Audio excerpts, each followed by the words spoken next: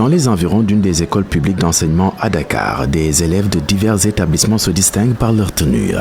Avec moins de retenue, ils jouent au chat et à la souris avec les forces de l'ordre. Des images assez similaires, parlantes, montraient il y a quelques mois des élèves poser le stylo, montrer le dos au tableau pour la rue. Ils déplorent. Comme en ce jour, on peut dire qu'il y a une acculturation. Parce que la géographie, au lieu d'apprendre le continent africain, on nous fait apprendre le continent nord-américain ou autre.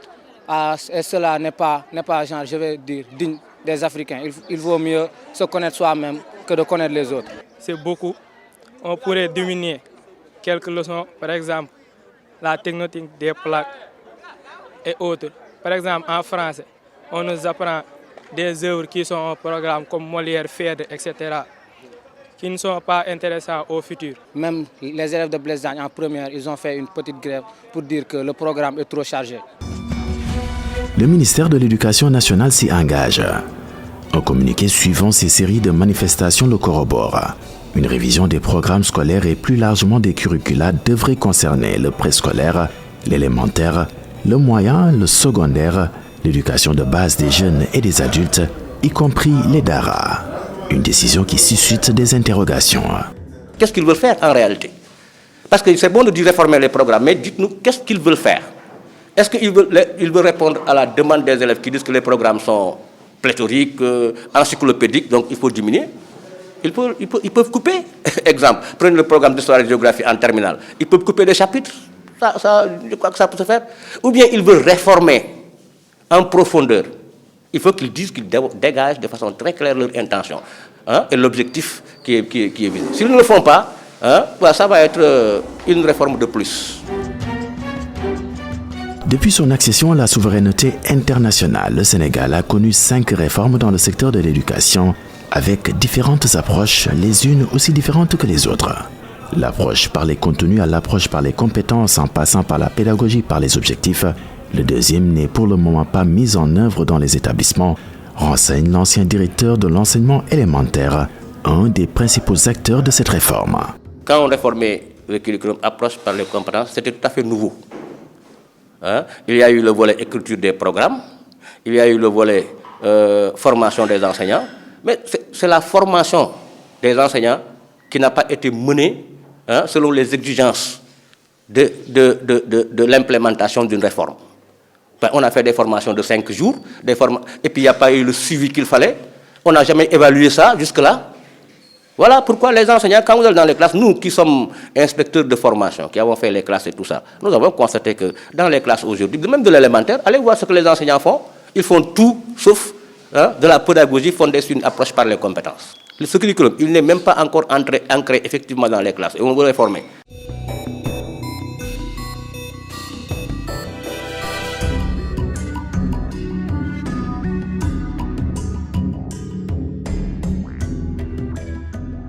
Ce qui est sûr est que la machine est déjà lancée.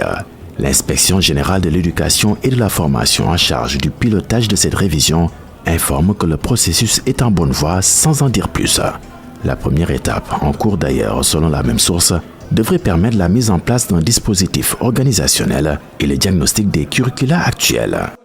Et il faut considérer qu'une réforme de programme, c'est à la fois une réécriture des programmes, c'est disons, une révision du dispositif de formation des enseignants, c'est une réécriture des manuels et c'est aussi une révision du dispositif de formation des enseignants et d'évaluation aussi.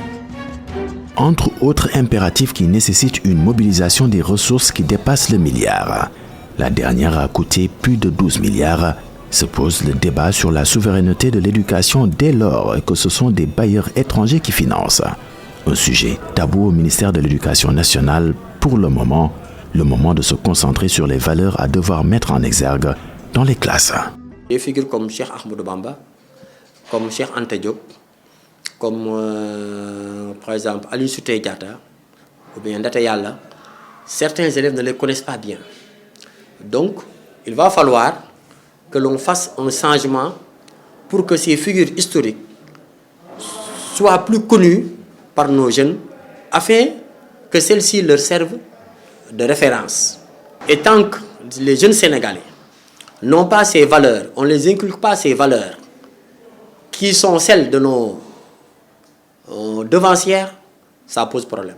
C'est que davantage donner de place à ces valeurs culturelles, davantage donner de place à ces valeurs religieuses, davantage donner à ces valeurs à ces valeurs locales-là. Par exemple, sur la philosophie, qu'on puisse davantage mettre en vigueur, en exergue la philosophie, par exemple, Wolof, en histoire, qu'on reprenne ou qu'on s'appuie même de la production scientifique de nos historiens qui ont à la fois été le produit de cette culture ou de cette histoire-là. Vous demandez tout de suite à un élève de vous situer le département de Oussouye, ou bien de vous dire quels sont les fleuves qui sont près de Podor, il aura du mal à vous les citer. Vous voyez? Donc il faut vraiment que l'on change vraiment certains paramètres dans le dispositif du programme de l'enseignement au Sénégal. C'est vrai qu'on ne peut pas ne pas s'ouvrir, mais qu'on puisse davantage que, en tout cas, une grande partie du programme soit constituée d'un contenu local. Les questions environnementales, actuellement, c'est des questions qui touchent la destruction de la couche d'ozone.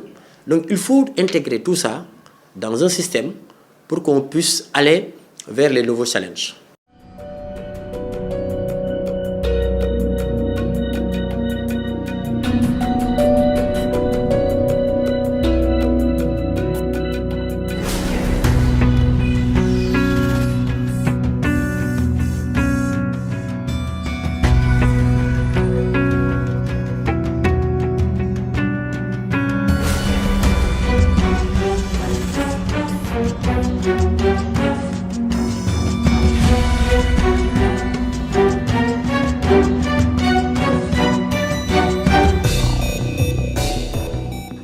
Pour ce faire, il y a un préalable. Et ça, le MEN l'a bien compris. Dans ce sens, des consultations sont annoncées avec les institutions de la République, les départements ministériels, les universités, les partenaires sociaux, les partenaires au développement, les enseignants, les parents d'élèves, les élèves, la société civile, le patronat, les autorités religieuses et coutumières, entre autres. Une démarche inclusive est devenue une nécessité au vu de la situation. C'est-à-dire que non pas de réfléchir en se disant que nous, acteurs, nous devons réfléchir ou dire aux élèves que voici ce que vous devez apprendre, mais il faudrait que dans le futur programme ou les futurs programmes et curriculaires qui seront mis en place, qu'on puisse accorder une place aux, par exemple, aux autres composantes du système éducatif, que ce soit les parents. Peut-être ils ont leur vision, ils auraient aimé que peut-être que dans le programme certains aspects soient pris en compte. Donc il y a un préalable. Le préalable, c'est qu'il faudrait qu'on s'ouvre à tous les acteurs. Le préalable, c'était qu'il faudrait qu'on réfléchisse d'abord sur les finalités. Qu'est-ce qu'on veut? Quel est le type de Sénégalais qu'on voudrait que l'école sénégalaise qu'on va mettre en place puisse produire? Pas seulement une question technique, les élèves veulent donc faire entendre leur voix.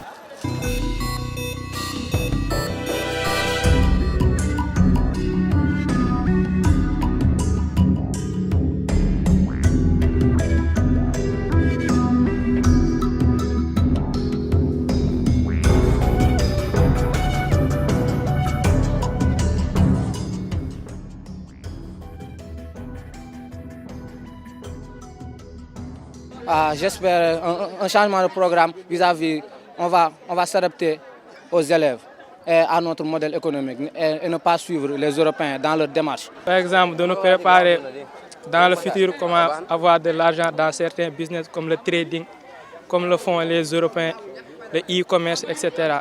Une révision qui doit s'inscrire dans le temps, préconise cet enseignant. Vous entendez parler de NTIC, de technologie de l'information et de la communication. Il faut que les enseignants s'approprient ces connaissances, les connaissances concernant les NTIC, pour les intégrer dans les enseignements. Cependant, malgré cette révision en cours, les élèves continuent de se battre pour leur éducation et leurs droits. Ils croient en leur capacité à faire bouger les choses. Leur énergie et leur détermination sont donc des signes encourageants pour l'avenir de l'éducation au Sénégal.